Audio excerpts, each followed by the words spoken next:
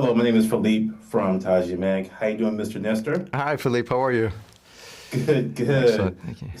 So your character Yankos has made a career change, a promotion of sorts. How do Yes. you think how do you think his role as co-anchor has influenced his, ethical and personal decisions? What's a great question.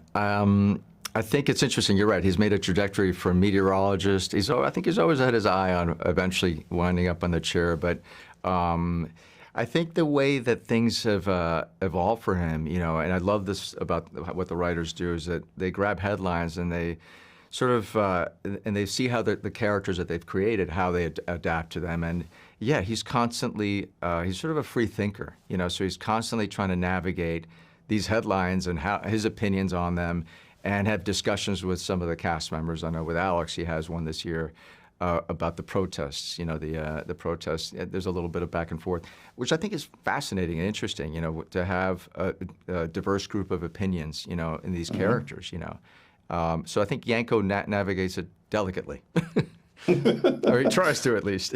Yeah, he tries to at least. What advice would you give him with this new role and with everything going on outside in the news era at that time? What advice I would say?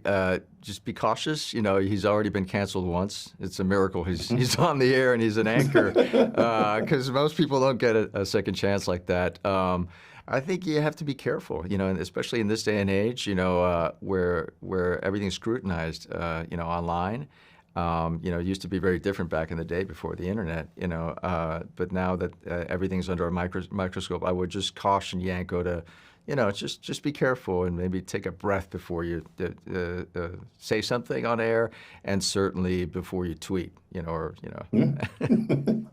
And what do you think people be most surprised about his relationship with Claire in this season coming up? Yeah, I think with Yanko, and I love what Charlotte Stout and the writers have done this season, is sort of ask this age-old question about what love is potentially better for you. If you're lucky enough to fall in love in the way that he did with Claire, where it's a very passionate, very visceral kind of love, but it's also a love that can burn you because it sears so hot.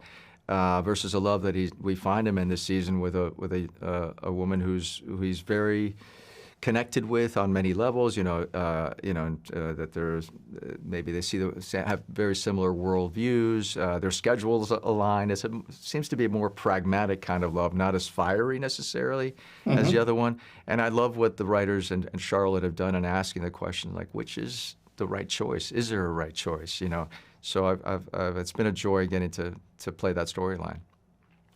Okay. And then I like to involve music. So Yeah. what song would you think would embody Yankos in this series, this Oh, season? it's got to be Rick Astley. Yeah. Never gonna give you up. He gets rickrolled, but yeah, I mean, I think, but no, truthfully, what song would embody him? Oh my God, anything to do with the turmoil of love, anything like that. I mean, he's in the thick of it. So, I mean, there's so many love songs. I can't think of one offhand, but anything tumultuous, anything to do with the power of love and yeah, and everything that comes with it. What about Drunken Love? What about that? There you go, like that. Drunken love is good. Yes, he's certainly drunk with love. Two kinds of love. Too much. Yeah. All right. Thank you. Well, thank you, Nestor. I really appreciate it. I appreciate it, Have a good Philippe. one. Thank you. You Bye. too. Bye.